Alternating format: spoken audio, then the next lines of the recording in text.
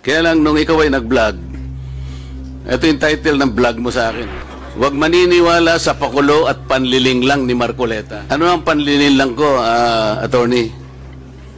Public figure ako, pero kailangan malaman ko, sapagkat dito lang may malis ka na eh. Una, hindi mo ako kilala, ikaw hindi rin kita kilala. Pero dito lang sa title na title pa lang, huwag maniniwala sa pakulo at panlilin lang ni Marcoleta. Attorney, kahit kailan wala akong nilinlang na mamamayan ng Pilipinas.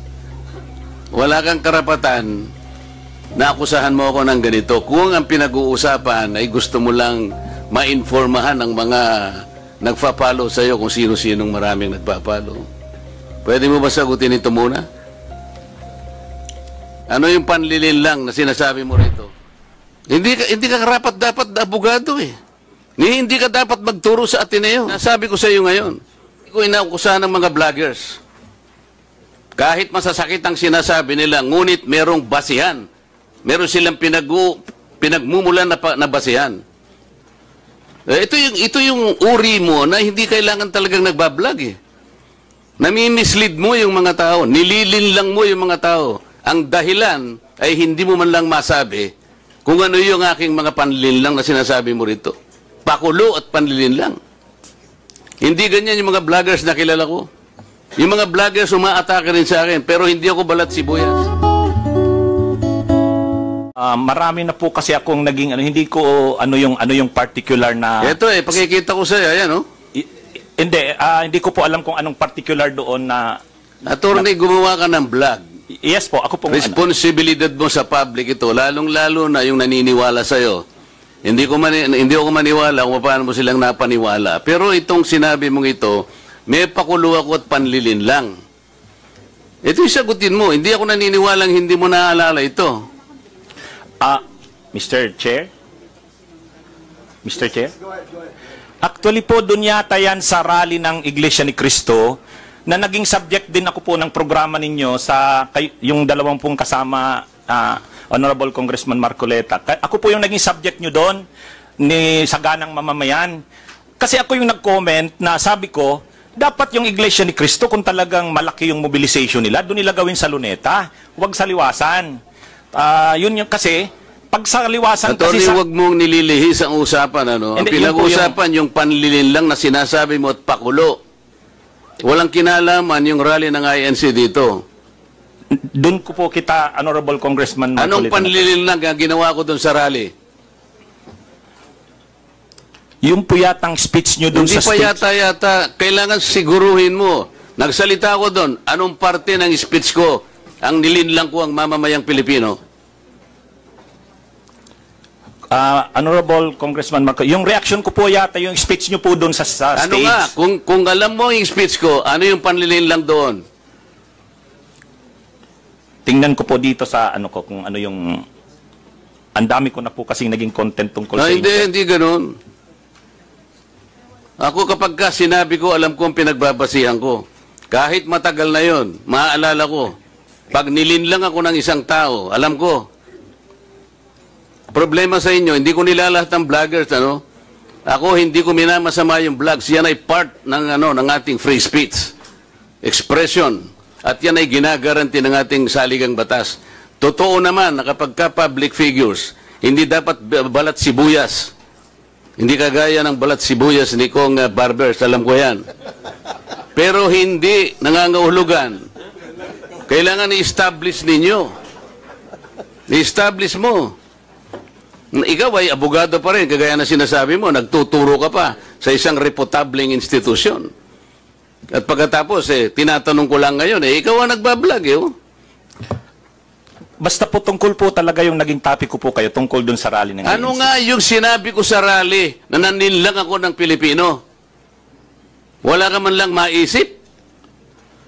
Ito yung uri mo na hindi kailangan talagang nagbablog Nami-mislead mo yung mga tao. Nililin lang mo yung mga tao. Ang dahilan ay hindi mo man lang masabi kung ano yung aking mga panlilin lang na sinasabi mo rito. Pakulo at panlilin lang. Hindi ganyan yung mga vloggers na kilala ko. Yung mga vloggers umaatake rin sa akin, pero hindi ako balat sibuyas. Sapagkat may basihan ang kanilang sinasabi. yung pinag-uusapan siguro namin dito.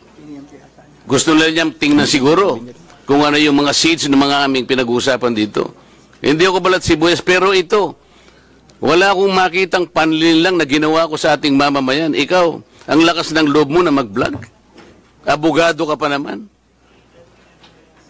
O ano? Panoorin ko po mamaya itong ano, kung ano yung Yan ang hirap sa atin, specific. Mr. Chair.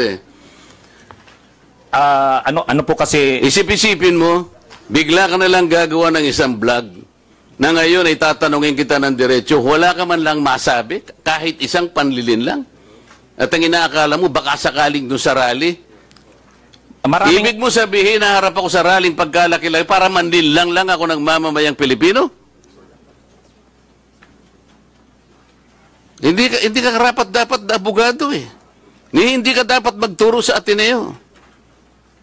Sinasabi ko sa iyo ngayon. Ako hindi ko inaukusahan ng mga vloggers. Kahit masasakit ang sinasabi nila, ngunit merong basihan.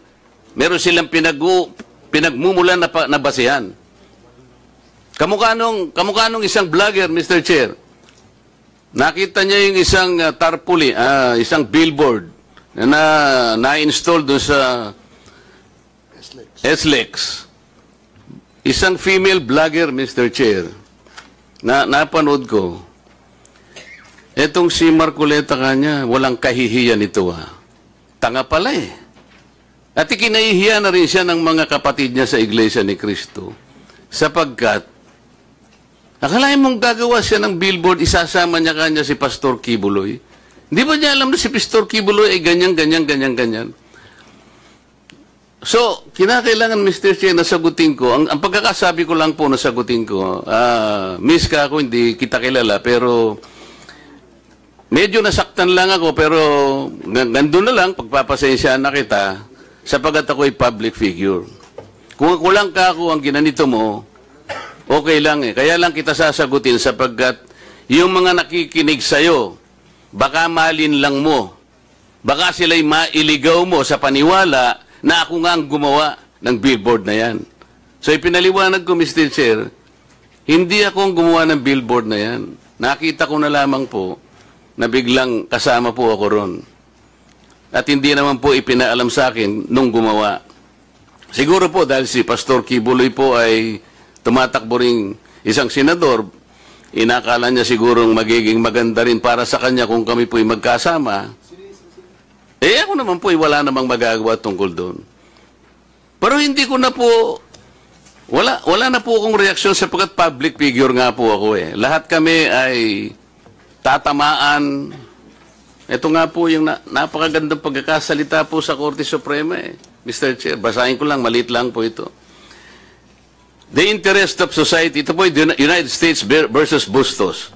The interest of society and the maintenance of good government demand a full discussion of public affairs. Complete liberty to comment on the conduct of public men is a scalpel in the case of free speech. The sharp incision of its probe relieves the abscesses of officialdom. Men in public life may suffer under a hostile and an unjust accusation. The wound can be assuaged with the balm of a clear conscience. A public officer must not be too thin-skinned with reference to comment upon his official acts. Kaya kaya ko na lang siyang itolerate, Mr. Chair, yung babaeng yun eh. Pero ikaw, attorney, dahil sa attorney ka, yan ang sinasabi mo, at nagtuturo ka pa sa isang reputableng institution, dito lamang sa title mo eh, huwag maniniwala sa pakulo at panlilin lang ni Marcoleta. Pagkatapos tatanungin kita ngayon, kung anong panlilin lang ang ginawa ko, wala ka man lang masabi. Kaya naman kitang idemanda pero hindi na kita pagtitsagaan eh, kung ikaw lang. Gusto ko lang malaman ng mga tao na walang basihan tong ginagawa mo. Para sa akin, sapat na nakabayaran sa'yo. O total, hindi na siya makakibo, Mr. Chair. Tatigilan ko na siya.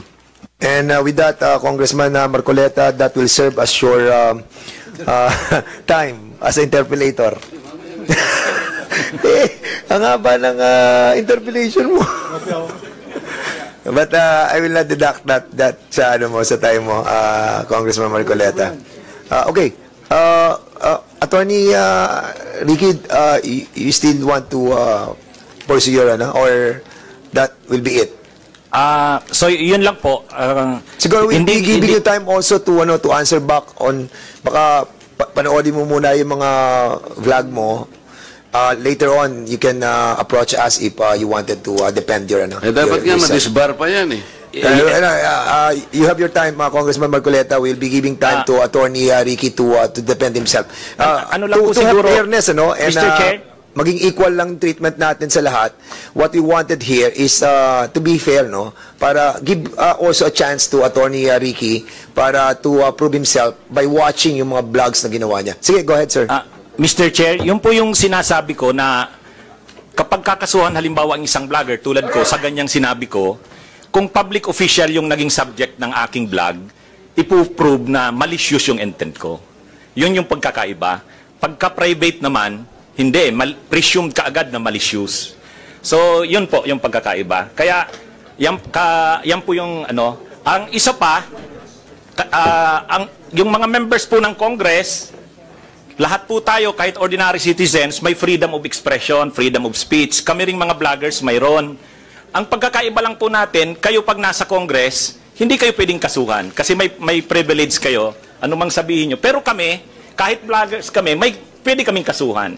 Yun nga lang, ang pagkakaiba, ang magiging defense talaga namin, freedom of expression. Kaya nga, kapag kinasuhan kami ng private individuals, ipuprove nung malicious kaagad ang presumption. Pero sa public figures, ipuprove na may actual na malis kami sa sinabi namin. Yun lang po. Hanapin ko po mamaya yung ano, kasi ang dami ko na contents na na-create kay Congressman Marcoleta. So talagang hindi ko na po masagot. Pero sorry po kung kung hindi ko we nasagot understand agad. your situation, Okay Attorney. po. Kaya nga I have given you a chance para Thank you po. ma-review naman po yung mga vlogs nyo. Tungkol sa pagbisita niya sa Naga, taga-Naga po kasi ako. Nakipagkita siya kay former Vice President BP Leni. So ang post ni Honorable Congressman Marcoleta na yun yung mark ng pagiging statesman. Kasi hindi siya kay Duterte, kay Marcos, kay Leni, para sa kanya unity. So yung topic ko, huwag padadala sa pakulo at panlilinlang ni Anong Marcoleta. panlilinlang doon? Yun nga po, Diretso mo. explain ko yung sinabi ko. Kasi Ano nga? opinion ko po ito, sabi ko, Oo nga, hindi panlilinlang yon. Nakipag-handshake ako. kaya nga, ang At sabihin sinabi ko ko, lang, unity begins. sabihin with ko a lang po handshake. yung sinabi ko doon sa vlog ko. Hindi, panlilinlang ba yun? Mr. Chair, point of order lang po. Para What is the magkaroon point of order? Point of order po yung hindi, yes. Dapat po Mr. Okay. Chair, Okay. you So, gave what is the point of order kasi you of gave time Congressman to Franz Cal? Attorney. Wait, I'm still speaking. Sorry. What's the point of order of Ms. Point Franz of Cal? order po yung conduct nung palitan nila ng exchanges of words. So, you have recognized po Attorney Ricky. So, let him explain before our colleague Marcoleta. I understand. Okay, I'll be letting para wait, maging wait, okay. And please I understand address, both of you, please address the chair para hindi po Yeah. nagsasagutan. All right. Thank you. So we'll be letting Attorney Ricky to reply, and then I'll give a chance to Congressman Marcoleta also to ask you as well. Sige. Yes po, Attorney Mr. Ricky. Chair, thank you po. Ang sabi ko lang po, kasi kanina po, tinatanong ako tungkol dun sa vlog ko na yon. Hindi ko talaga maalala sa dami ko ng vlog. So, binasa ko po, pinanood ko. So, tungkol po yun sa post ni Honorable Congressman Marcoleta. Sabi niya, reading from netizens, reactions on my brief and casual meeting with former VP Leni. After my trip to Sipokot, I now realize how really divided our people are. Reaching out to all our leaders can also be personal. Our ability to show our humanity beyond the realm of political. How else are we able to exemplify the true meaning of statesmanship if you refuse to extend your hand to all who wants to grasp it? I believe unity always begins with the handshake. Tapos may picture siya, kasama niya si PBBM, si Duterte, si Lenny, si Sara. Ang reaksyon ko doon, sabi ko, wag tayong padadala doon sa pakulo na yon at panlilang na. Kasi sabi ko, ang totoong statesman, ang paninindigan niya para sa bayan. Hindi ko nakita kay Congressman Marcoleta na ang mga paninindigan niya sa issue ay para sa bayan. So honest opinion ko po yun. Yun po yung ano ko. Hindi po ako doon, hindi po malicious yung ano ko, yung intention ko doon. Mr. Chair, may I react? Marcoleta, now you have the floor. Pinutol mo lang, attorney. Ang kasunod nun, alam mo, tingnan po ninyo yung record ni ni Congressman Marcoleta. Siya yung nagsara sa ABS-CBN. Ang yabang-yabang niya. Yes. Isip-isipin mo, sasabihin mo sa akin, you do not even know the issues. Attorney, alam mo ba yung issues sa ABS-CBN? Yes po. What do you know about it? Mr. Chair. You can reply, Attorney Ricky, please. Mahaba po yung mga issues. Pero ang niraise nyo pong issues doon, maraming hindi binabayaran ng tax ang ABS-CBN, may mga properties na inacquire na illegal yung pagkaka-acquire, hindi binabayaran ng mga workers. So, mainly po yun yung nakita kong niraise yung issues nung pinasara yung hindi binigyan ng renew yung franchise. So, Mr. Chair, ano ang panliling lang doon? Ni hindi mo alam yung Philippine Depositary Receipts, ni hindi mo alam yung corporate layering, ni hindi mo alam yung transfer pricing na ginamit nila para magkaroon tax evasion through Big Dipper. Ni hindi mo alam ang napakarami nun. Pagkatapos, magbibintang ka na, pakulo lang lahat ito, tako'y nanlilin lang. Ano ang ibinibigay mo sa followers mo, Mr. Chair? Wala kang masabi na panlilin lang eh. Ang sinasabi mo ngayon, opinion eh. Pwede kang humabi ng opinion, attorney kung talagang attorney ka. Pero wag kang mag-chat-chart na ako'y nanlin lang ng mamamayang Pilipino. You want to reply, Attorney Ricky? Yes, Mr. Chair. Ayun, Okay, yun go po ahead. yung, kaya ko po sinasabi na yung ako naninindigan na yung vlogging ko, hindi po fake news kasi opinion ko po yun. Basta mo na lang sasabihin, Mr. Chair, na opinion mo yun, pero tinarge mo ko na manlilin lang. Hindi ka ba magsasabi ng facts mo kung paano ako nanlilin lang ng Pilipino? Abogado ka, di ba?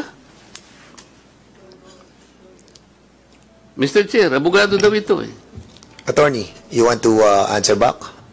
Again, Your Honor, yun na rin yung sinasabi kong concepts natin na ang mga public officials, talagang open sila na punahin, i-criticize. Medyo masakit minsan, pero yan yung pagkakaiba ng public official sa private citizen. Mr. Chair, hindi siya nagkikriticize eh. Sabi ko nga, binigyan kita ng halimbawa dun sa isang babaeng vlogger na sinabi niyang tanga ako at ikinahihiya ako ng lahat ng mga members ng INC. Pinatawad ko na siya ron eh. Masakit yun, pero dahil meron siyang nakitang ganun. Pero ikaw, sinabi mo eh, nanlin lang ako eh. Ngayon, sinasabi mo, may opinion ka, nanlin lang. Wala kang masabi ngayon kung ano-anong ginawa ko para manlin lang ako ng Pilipino. Hindi ka abogado eh. Hindi opinion ito.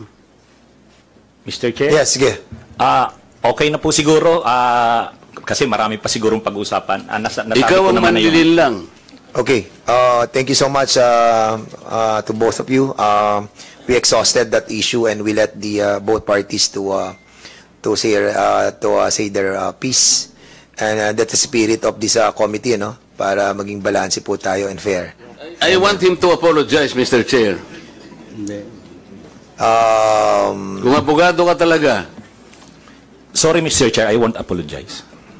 Opinion ko yon. With that, we'll dwell to the next issue, no. Ano na muna tayo sa interpellation. Balikan na lang natin mamaya issue niyan. Kung ayaw niya mag-apologize, I think we cannot force him to say sorry about it. Mr. Chair, I move that he be cited for contempt. Okay, for, so there's a motion peddling to lies before this committee. So He cannot even answer simple questions kung paano ko nilin lang ang mga Pilipino. We cannot just let people, kahit na pa-public figures tayo eh. I gave him the chance. okay, 1 minute suspension. parliamentary status ng ating committee, there's a motion that was moved by Congressman Marcoleta to cite Attorney Ricky in contempt. Unfortunately, Congressman Rodante Marcoleta is not a member of any of this committee. So he cannot move any motion regarding this issue. I'm sorry, Congressman Marcoleta, because I've been informed that you are not a member of any of the committees. And according sa ating rules, hindi po pwedeng Mr. Chair, may I ask my friends in this committee who are well-intentioned enough, and I think they wanted also to protect not only the reputation of this committee, but I think in the interest of truth.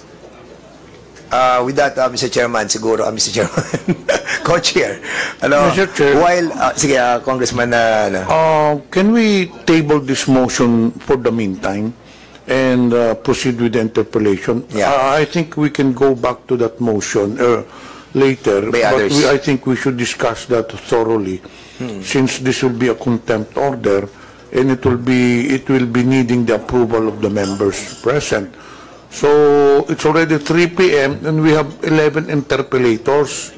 So that is my suggestion, Mr. Chair, with the indulgence of Congressman Marcoleta. The members here have been here since early this morning. So kung pwede, tumuloy na muna tayo sa interpellation, then we'll go back to your motion. No, we cannot go back to the motion unless he will be able to talk to the other members to move for that motion. Then for the meantime, Mr. we'll Chair, be we asking, table the motion. yes, we will table the motion, and for the meantime, we'll be asking Congressman Plato to proceed with the interpellation. So, Congressman Marcoleta, we'll be giving you a time to convince other members to